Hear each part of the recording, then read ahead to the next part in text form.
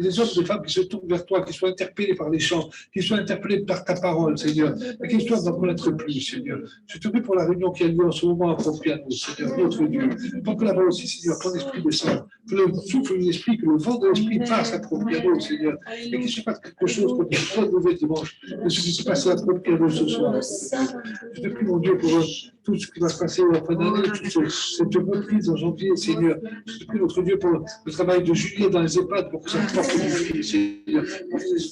Des personnes âgées là-bas, Seigneur, qui acceptent le salut, Seigneur. Je te prie pour le travail de Dominica à Saint-Paul, Seigneur, pour tous ces jeunes qui ont été visités par Karim, pour tous ces jeunes que Dominica a parlé, Seigneur. Je te prie pour que ça porte du fruit, et que je tourne vers toi. Je veux en voir cette année dans cette église, Seigneur. Venez répéter ta parole, te faire baptiser, Seigneur. Que ton nom soit béni, notre Dieu.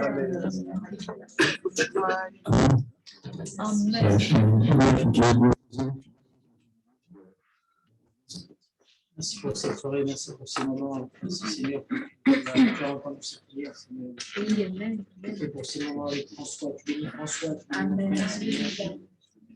Seigneur, qu'il apporte cette étude du mieux, Seigneur, que nous ayons les cœurs ouverts, Seigneur, pour l'entendre, pour comprendre, Seigneur, pour la gloire, Seigneur. C'est la fin, c'est le chapitre 6 de l'Épître aux Galates. Voilà, on a dit la dernière fois, avec Félix, avec moi, donc l'apôtre reprend régulièrement les mêmes arguments avec chaque fois quelque chose en plus, comme à chaque fois des précisions. Et chapitre 6, il y a quand même des éléments nouveaux qui sont intéressants, notamment sur la vie dans cette église des Galates. Dans ces églises des Galates, il y avait quand même pas mal de choses qui ressemblent d'ailleurs à ce que nous vivons chez nous dans le temps moderne. Hein. Donc, on va commencer la lecture au chapitre 6, au verset 1.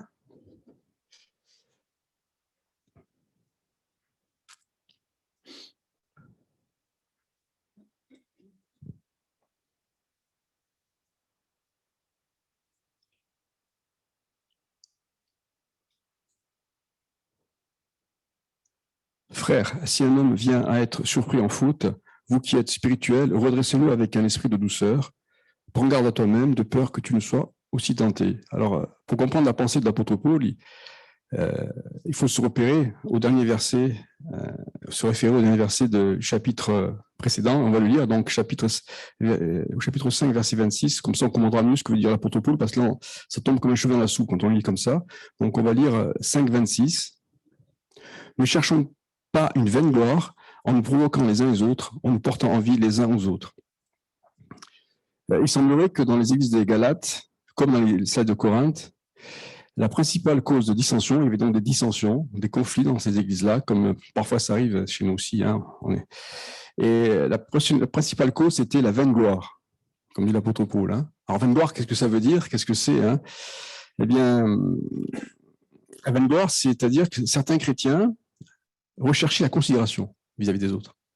Ils cherchaient à être considérés, à être reconnus. C'est-à-dire, je fais des œuvres, je sers le Seigneur, mais j'entends de la considération de la part de mes frères et sœurs, vous voyez. Et je ne sers plus pour le bien des autres uniquement, pour glorifier le Seigneur. Et on peut y voir, bien sûr, une forme d'orgueil, un manque d'humilité. C'est ce que l'apôtre relève, c'est pas moi, hein, c'est l'apôtre Paul. Hein.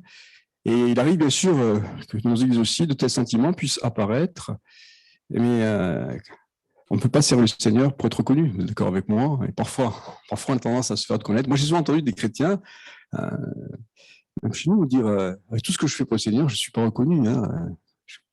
J'ai besoin. Oui. C'est vrai qu'on a besoin tous d'être valorisés, et d'être reconnus quelque part aussi, mais il ne faut pas que notre motivation soit que là. Quoi, hein. En tout cas, c'était le cas dans ces églises-là. Et Paul dit celui qui agit comme ça, il sert le Seigneur en vain. Et il va assez loin, c'est intéressant ce qu'il dit, parce qu'il considère qu'une telle attitude relève de la légalité. Si je sers le Seigneur pour être reconnu uniquement, eh bien, je reviens sous la loi. Là aussi, vous voyez. Cette remarque était vraiment... je trouve ça intéressant. Ça veut dire que si je sers le Seigneur en attendant une reconnaissance, cela signifie que je ne suis plus quelque part sous la grâce, mais je reviens sous la loi. Hein. Je fais des œuvres pour être reconnu, pour être approuvé. Et au verset 1, l'apôtre Paul s'adresse en priorité aux chrétiens, il dit spirituels, hein, c'est-à-dire de Galatie. Et il y en avait dans l'Église quand même, des gens qui vivaient par l'Esprit et qui n'avaient donc pas une telle attitude. Il leur dit, vous avez reçu le Saint-Esprit, par la grâce, et non par la loi, aussi manifester l'amour, la charité, ce qui est dit au verset 1, vis-à-vis de ceux qui chutent, et il exhorte ces chrétiens à demeurer humbles dans le service. Et il est évident que ces conseils sont aussi, là encore pour nous, mais dans tout ce qu'on va voir ce soir, c'est aussi pour nous, c'est un enseignement pour nous. Hein, c'est les remarques, les conseils, parfois les reproches qu'il fait aux Galates, on peut aussi les prendre pour nous, c'est intéressant, hein, parfois d'être repris, surtout pour l'apôtre Paul, là, qui n'est pas n'importe qui. Hein. Et il dit à ces chrétiens spirituels, reprenez donc les autres, mais avec douceur. Mais attention de votre côté aussi à ne pas tomber. Hein, faites attention, vous mettez les pieds. Au verset 2, portez les fardeaux les uns des autres, et vous accomplirez ainsi la loi de Christ. Alors, la loi de Christ, qu'est-ce que c'est? C'est de nous aimer les uns les autres. Comme Christ nous a aimés. Comme Jésus a porté nos fardeaux, nous devons aussi porter les fardeaux de nos frères et sœurs. Ça, on ne le fait pas toujours, mais c'est la loi de Christ. Je dois chercher à voir quelles sont les situations. La prière, c'est vrai, la prière, c'est une manière de porter les fardeaux, soutenir nos frères et sœurs qui passent par des épreuves spirituelles, physiques, psychologiques, matérielles, financières. On est là pour. C'est ça la loi de Christ, d'aller vers mon frère, ma sœur, et de le soutenir. On est dans la même famille, hein, on marche ensemble. Hein. C'est ce que dit l'apôtre Paul, donc aux Galates, marcher sur la voie royale, sur la voie de Christ. Hein. On passe au verset 3, on va lire 3 à 5, c'est à peu près la même idée. Si quelqu'un pense être quelque chose, quoi qu'il ne soit rien, il s'abuse lui-même. Que chacun examine ses propres œuvres, et alors il aura sujet de se glorifier pour lui seul, et non pas par rapport à autrui, car chacun portera sa propre charge. Attention à ne pas se croire supérieur aux autres. Et c'est de l'autoséduction. Car devant Dieu, dit Paul, tu n'es rien, tu n'es pas plus que les autres. On ne peut aider véritablement nos frères et sœurs que dans la difficulté, que dans l'humilité, en réalisant que je ne suis pas mieux qu'eux, même si en ce moment je ne suis pas éprouvé. S'il est éprouvé, ce n'est pas parce qu'il est éprouvé que je suis plus que lui, non. On est pareil, on est au même niveau, on est sous la grâce. Donc il faut s'examiner soi-même, dit-il, chaque jour, sous le regard de Dieu, et ne pas se comparer aux autres. L'esprit de compétition, de compétitivité, là, ça c'est pas bon, c'est un fruit de la chair. Hein. La Bible dit que l'orgueil précède la chute. Donc, on peut se glorifier, dit Paul. On peut se glorifier. Tu peux te glorifier, mais il dit l'apôtre, mais en te regardant toi-même, pas par rapport à ton frère et à ta sœur. L'orgueil est un péché, rappelons-le. Et au verset 5, il va dire une chose qui est intéressante, j'ai un peu fouillé là, quand il dit car chacun portera sa propre charge. Alors, on peut passer sur le verset en vitesse, mais c'est très intéressant ce que veut dire l'apôtre Paul là. C'est-à-dire que chacun portera sa propre charge, c'est que tu seras responsable devant Dieu. Et là, c'est une allusion au tribunal de Christ. Vous savez que nous, on va passer devant le tribunal de Christ. Vous ne savez pas. Parfois, les chrétiens ne le savent pas, mais on est sauvé par grâce, pas de souci. Le salut, c'est un cadeau. Mais on va être jugé pour nos œuvres. Regardez en Romains 14, 10. Romains 14, 10, c'est ça que j'ai dit? Romains 14, 10, oui. Mais toi, pourquoi juges-tu ton frère ou toi? Pourquoi méprises-tu ton frère, puisque nous comparaîtrons tous devant le tribunal de Christ. Et encore plus précis, dans 2 Corinthiens 5, 10, car il nous faut tous comparaître devant le tribunal de Christ, afin que chacun reçoive son le bien ou le mal qu'il aura fait, étant dans son corps. On va donc paraître devant Jésus-Christ, on va être jugé pour nos œuvres, pour ce que j'aurais fait ou pas fait, ou mal fait, et pour recevoir des couronnes, des récompenses ou pas. Il y aura des petites couronnes, des grosses couronnes, beaucoup de couronnes, pas de couronnes peut-être. Quelles sont ces couronnes? Je ne sais pas. En tout cas, ce sont des récompenses célestes qu'on ne peut pas imaginer. Mais certes, en tout cas, c'est un principe qu'il faut savoir. Dites pas, je ne savais pas. Je vous l'ai dit ce soir. Tu vas avoir des couronnes, il faut bosser, si je puis dire. Même si on ne le sauve par grâce. Donc, on va se retrouver seul devant le Seigneur avec ses œuvres qui vont être pesées dans la balance du jugement. Et à ce moment-là, on ne peut pas se comparer à son frère ou à sa sœur en disant, regarde, tout ce que j'ai fait. Lui n'a rien fait. Et tu montres que ça. On verra qu'on ne pourra même pas parler devant lui. Dieu se fixera uniquement sur les œuvres qu'on aura faites. Et moi, ça me fait penser un peu à la parabole des talents de Jésus. Quand tu fais des talents que je t'ai donnés, on a tous des talents. Et donc, il y a un talent pour chanter, pour jouer de la musique, pour s'occuper des enfants, tas de choses, tu as un talent matériel. Et ces talents, ils sont enterrés, ils ne s'en servent pas. Et Dieu va dire, mais qu'est-ce que tu as fait du talent que je t'ai donné? Tu n'as rien fait. Et ça va ressortir au jour de Christ, au tribunal de Christ. On rigole, mais c'est vrai. Alors, C'est important de le savoir. Donc, on passe au verset 6. En tout cas, c'est l'idée de l'apôtre Paul. Que celui à qui l'on enseigne la parole fasse part de tous ses biens à celui qui l'enseigne. Alors, ce verset, on se demande ce qu'il fait là. Alors, ça n'a rien à voir avec le verset précédent. Il exhorte donc les chrétiens de Galate à donner tous leurs biens, tous, aux conducteurs, aux pasteurs, et plus précisément à ceux qui les enseignaient. Alors, comme ça, pas de rapport avec ce qu'il y a avant, je suppose qu'il devait y avoir un souci dans cette église et qu'il n'y avait aucune participation. Et je pense qu'ils ne devaient pas bénir leurs conducteurs, leurs pasteurs, ils ne devaient pas les aider. On peut supposer que c'est ça. L'apôtre Paul dit, mais attention, n'oubliez pas vos conducteurs, n'oubliez pas ceux qui vous enseignent, vous devez les aider, participer à les aider financièrement. Alors, des commentateurs disent que ce verset est aussi pour nous. Ça, c'est à vous de juger. Ce verset est aussi pour nous. Je pense que quelque part, il est pour nous aussi. Voilà. On passe au verset 7. Versets 7 à 10. Ne vous y trompez pas. Toujours ces mêmes idées. Vous portez du fruit. Ne vous y trompez pas. On ne se moque pas de Dieu. Ce qu'un homme aura semé, il le moissonnera aussi. Celui qui sème pour sa chair moissonnera de la chair la corruption. Mais celui qui sème pour l'esprit moissonnera de l'esprit la vie éternelle. Nous ne lassons pas de faire le bien, car nous moissonnerons au temps convenable, si nous ne nous relâchons pas. Ainsi donc, pendant que vous en avez l'occasion, pratiquons le bien envers tous et surtout envers les frères en la foi. On ne se moque pas de Dieu. Si je sème par la chair, je moissonne la corruption. Principe, la mort. Si je sème par l'esprit, je moissonne la vie éternelle. Paul nous exhorte, il exhorte les Galates et nous à travers eux à marcher par l'esprit. À être en relation avec Dieu, en communion avec Dieu, dans la prière, par le Saint-Esprit, afin de faire sa volonté. Et le verbe se moquer en grec est très fort. Et il veut dire en grec, c'est que le Nouveau Testament est écrit en grec, il veut dire carrément se narguer, se moquer de Dieu, dédaigner sa parole. C'est assez fort. Nous, en français, ça ne paraît pas, mais c'est ça. Et donc, cet avertissement, il s'adresse aux églises de Galate. Et il faut savoir, et là, je ne le savais pas, mais dans les églises de Galatie, il y avait deux parties, en fait. Il y avait les circoncis, les judaïsés, ceux qui s'étaient fait rouer dans la farine par les faux prophètes, et qui donc étaient partis de la loi pour venir, partis de la grâce pour venir sous la loi. Mais il y avait une autre partie, c'était les pseudo-spirituels, pour Paul, les pseudo-spirituels. C'est-à-dire que ils avaient tendance, alors ils étaient sous la grâce, eux, mais ils se disaient, bon, si je suis sous la grâce, je suis libre, alors je fais ce que je veux. Et ces chrétiens qui étaient sous la grâce, ils vivaient par la chair, en disant, je suis libre, je fais ce que je veux. Et l'apôtre Paul dit, non, tu ne fais pas ce que tu veux. Tu marches par l'esprit, tu te laisses conduire par l'esprit. Et il refusait d'obéir à la parole de Dieu, et il retombait progressivement dans la chair. Et donc, dans cette exhortation, il leur dit de ne pas se moquer de Dieu. Tu es sauvé par grâce, mais attends, ce n'est pas pour faire comme avant, pour rester dans le monde. Le fixe en parlait la dernière fois aussi.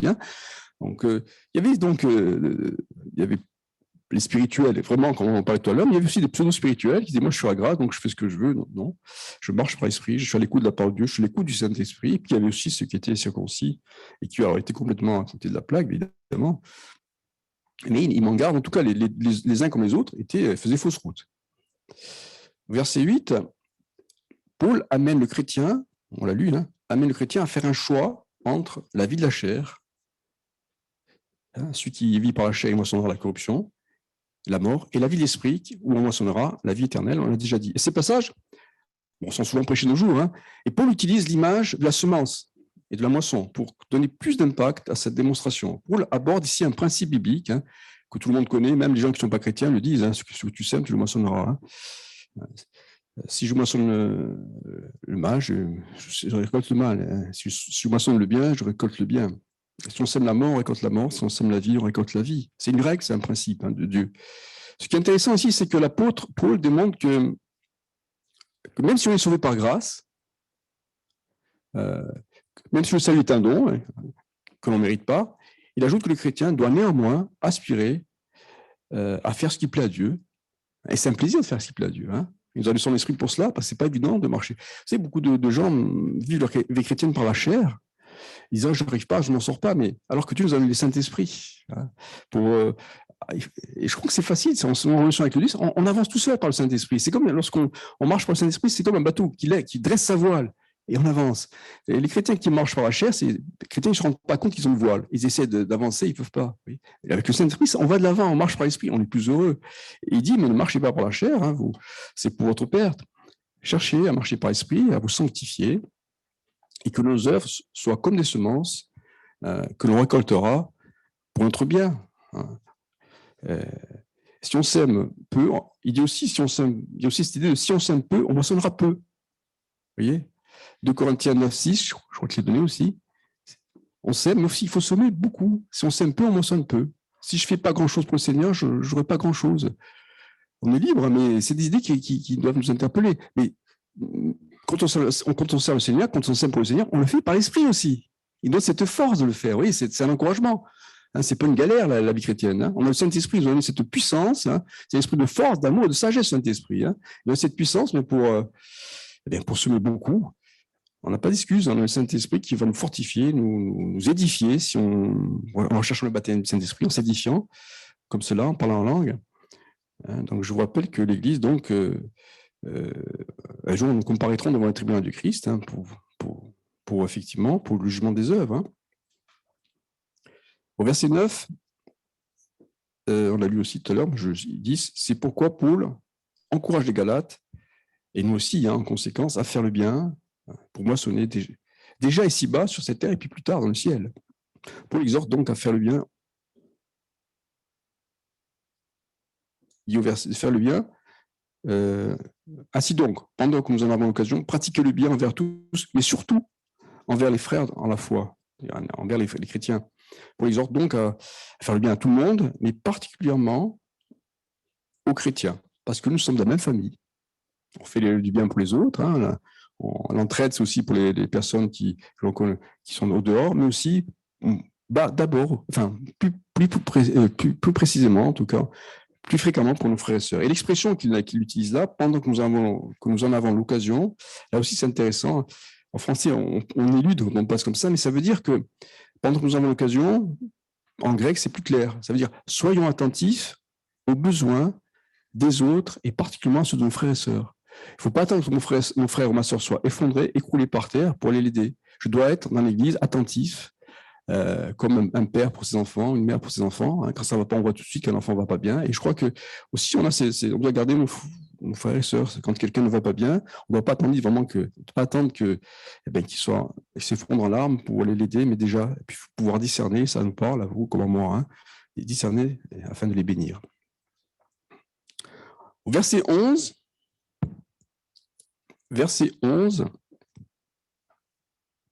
c'est assez court comme chapitre. Hein. Au verset 11, là, eh bien, à partir de ce verset, Paul a fini sa lettre, il a signé, et il va ajouter un post-scriptum. Hein, il va rajouter quelque chose d'autre. Mais il dit une chose intéressante, c'est que, vous voyez par quelle grande lettre je vous ai écrit, au verset 11, vous voyez par quelle grande lettre je vous ai écrit de ma propre main. Ça veut dire que l'apôtre Paul a écrit la lettre de sa propre main. Et comme il avait des problèmes d'yeux, il y a un handicap visuel, on suppose que la lettre ça va être écrite à gros comme ça pour qu'il puisse se relire, Mais là, il l'a fait. Ça veut dire combien je vous aime, combien j'ai pris cœur, combien j'ai eu à cœur de vous écrire, vous les Galates, combien vous m'inquiétez. C'est moi qui ai écrit cette lettre. Alors qu'en général, la plupart des lettres, elles étaient écrites par des secrétaires qui étaient des disciples. Et c'est lui qui dictait ces lettres-là. C'est lui qui a pris une chose en main. Et il dit, regardez comme je vous aime, malgré mon handicap, je vous ai écrit. Hein. Et au verset 12, donc il y a un post-scriptum, il rajoute certaines choses. On va lire 12, 13.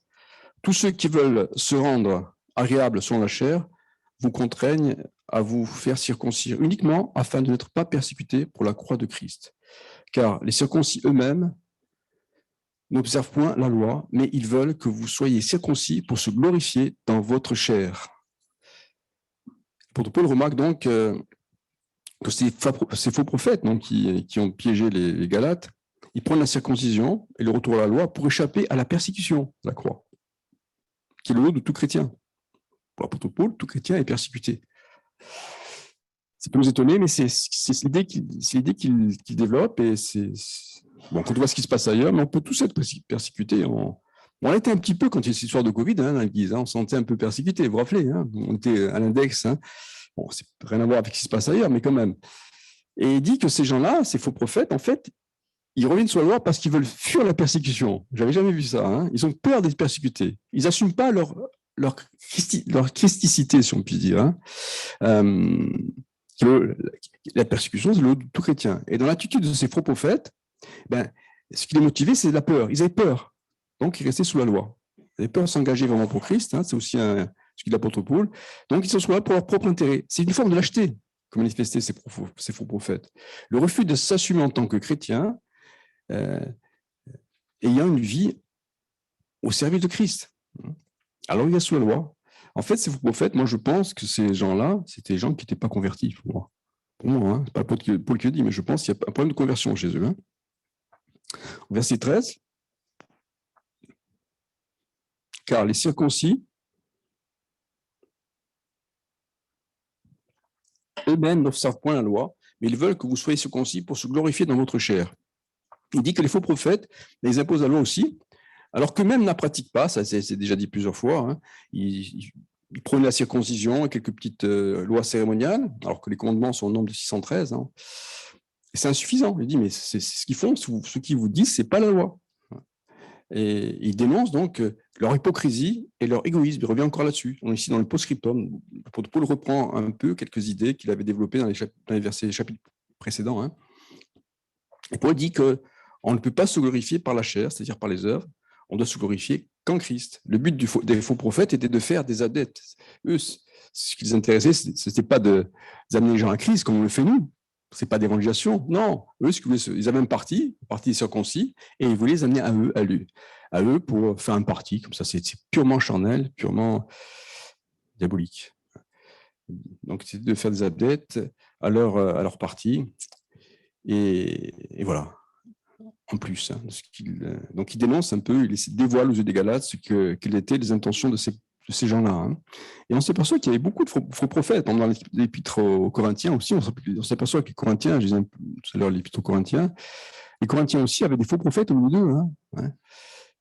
Nous, c'est vrai qu'on n'a pas ça apparemment, mais ça peut arriver aussi. On peut être sous l'emprise d'un mouvement de fausse doctrine. Au verset 14, pour ce qui me concerne, loin de moi la pensée de me glorifier d'autre chose que de la croix de notre Seigneur Jésus-Christ, car par qui le monde est crucifié pour moi, comme je le suis pour le monde. Ici, l'apôtre Paul recadre très précisément les Galates. Hein. Nous avons aussi dans ses paroles tout le cœur de l'évangile de Jésus-Christ. Par sa mort expiatoire à la croix, Jésus a vaincu le monde sur la croix, et c'est par la croix que nous aussi, nous pouvons vaincre la chair. Il revient à la croix, l'apôtre Paul. Et l'apôtre Paul parle de roncement aux œuvres de la chair en crucifiant le vieil homme. Et là, on peut faire une incursion dans l'épître aux Philippiens où l'apôtre Paul est encore plus précis, 3, 4, 8. Moi aussi, cependant, j'aurais sujet de me mettre ma confiance en la chair. Si quelqu'un pouvait se glorifier dans la chair, c'était bien l'apôtre Paul. Hein. Si quelqu'un autre croit pouvoir se confier en la chair, je le puis bien davantage. Moi aussi, cependant, moi, circoncis le 8e jour de la race d'Israël, de la tribu de Benjamin, hébreu et des Hébreux, quant à la loi pharisien, quant aux zèles persécuteurs de l'Église, irréprochable à l'égard de la justice de la loi, mais ces choses qui étaient pour moi des gains, je les ai regardées comme une perte à cause de Christ. Et même je regarde toutes ces choses comme une perte à cause de l'excellence, de la connaissance de Jésus-Christ, mon Seigneur, pour lequel j'ai renoncé à tout. Je les regarde comme de la boue afin de gagner Christ. Hein. Quand on pense que les gens reviennent sous la loi, ils s'enorgueillissent d'être sous la loi, hein, et ces gens étaient flattés d'être circoncis, de jouer aux Juifs en quelque sorte. Hein. Alors que Paul, c'était une sommité en Israël, c'était quelqu'un qui était au top de la loi juive, et là, tout ça, il le jette, il n'en veut pas. Ça, c'est de la chair, c'est de l'orgueil humain. Et lui, ce qui l'intéresse, c'est de plaire à Christ. Vous voyez, c'est ça. Tous ces avantages, tous ces privilèges religieux qu'il a eus pendant des années, il n'en veut plus. Lui, ce qui l'intéresse, c'est de plaire à Christ et d'aller même jusqu'à mourir pour lui. Verset 15. Car ce n'est rien d'être circoncis ou incirconcis, ce qui est quelque chose, c'est d'être une nouvelle création. Bon, ça a été prêché hier soir pour Tiche. Ce qui compte pour Dieu, pour être sauvé, c'est d'être né de nouveau, par la pratique, et pas de pratiquer la loi. Hein. S'il naît de nouveau, ne pourra entrer dans le royaume de Dieu, la nouvelle descente. C'est ça qui compte. Tous ceux qui sont nés de nouveau représentent sont eux qui représentent l'Église, sont eux qui représentent l'Israël céleste, ce sont nous qui serons enlevés, pas ceux qui sont sous la loi. Et ça, il le dit. Je sais que tout ça, vous le savez. Vous savez, pour nous, on se dit, ouais. Mais les Galates, ils n'avaient pas la Bible. Hein. Ils avaient l'Ancien Testament qui était mal interprété par ces gens-là, mais ils n'avaient pas le Nouveau Testament. Nous, on n'a pas d'excuses. Hein. On a tout. Hein, on a tous des Bibles, et même plusieurs Bibles. Hein. Au verset 17, on a presque fini, que personne désormais ne me fasse de la peine, car je porte sur mon corps les marques de Jésus. Moi, ce verset, je ne sais pas vous, mais il m'a souvent interrogé. Je me dis, qu'est-ce qu'il raconte, l'apôtre Paul, hein? Je porte sur mon corps les marques de Jésus-Christ. Est-ce que les souffrances de Jésus ne suffisaient pas? Ça ne veut pas dire ça, c'est moi, j'ai interprété maintenant. L'apôtre Paul, ici, donc je répète que personne désormais ne me fasse de la peine, car je porte sur mon corps les marques de Christ. L'apôtre Paul est en train de... Il est comme un soldat qui revient de la guerre, qui a risqué sa vie, qui est plein de plaies, de blessures, et comme prise, vous voyez. Et là, il dit, il est comme ça, il montre ses stigmates, ses blessures comme témoignage de ses souffrances qu'il a endurées pour Jésus, vous voyez. Et il montre ça face au mépris des Galates, et des Corinthiens aussi. Hein. Et il réclame le respect de la part de ces chrétiens pour lesquels il a souffert pour eux.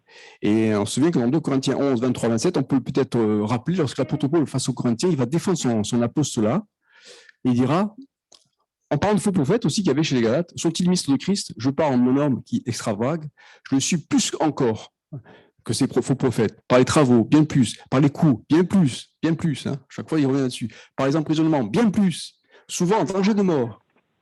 5 fois j'ai reçu des Juifs, 40 coups moins 1. 3 fois j'ai été battu de verge, 1 fois j'ai été lapidé, 3 fois j'ai fait un naufrage, j'ai passé un jour et une nuit dans l'abîme, c'est-à-dire tu parles du naufrage là.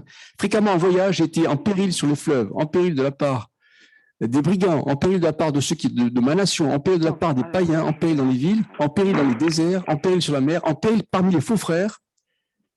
J'ai été dans le travail, dans la peine, exposé à de nombreuses veilles, à la faim, à la soif, à des jeûnes multipliés, au froid, à l'humidité. Qu'est-ce qui me semble là, missionnaire? Voilà. Et il dit, j'ai fait ça et vous me méprisez. Et en grec, les marques, il parle de marques, de stigmates, mais en grec, là encore, c'est beaucoup plus fort.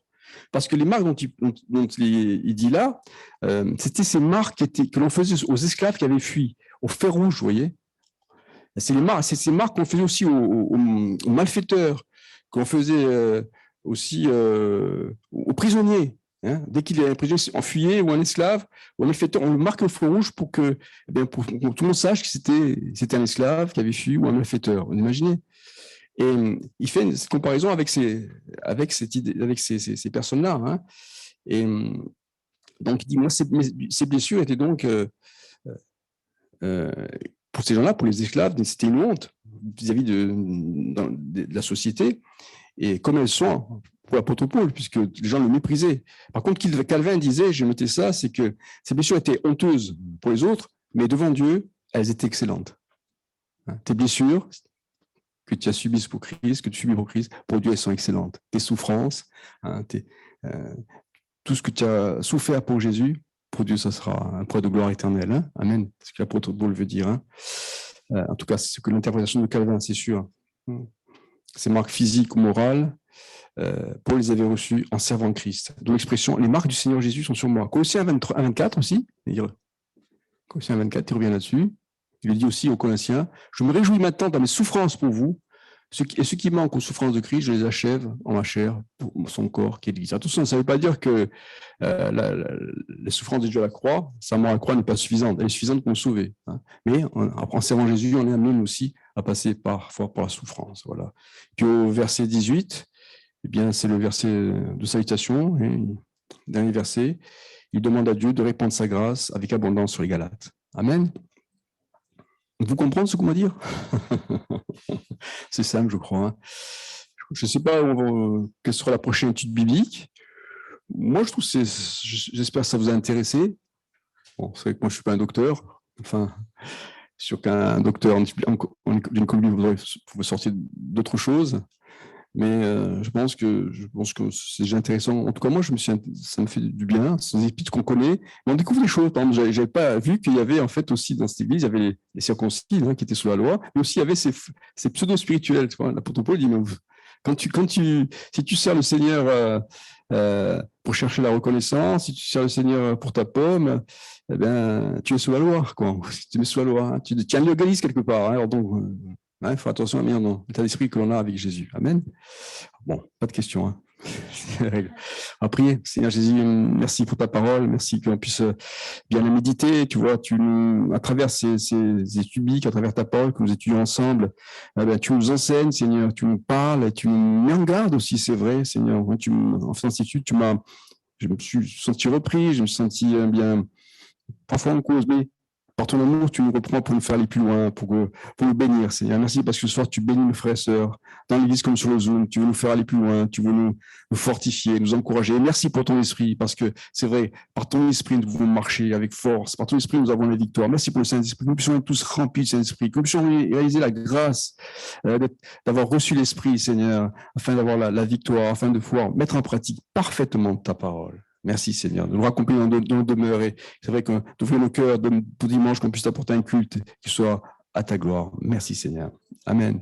Que Dieu vous bénisse. Alors, je ne sais pas quelle sera la suite des études bibliques, on verra avec le pasteur. Hein. Je ne sais pas ce qu'on va étudier. C'est une autre épître, je pense. Je ne sais pas laquelle. Voilà. Que Dieu vous bénisse. À dimanche.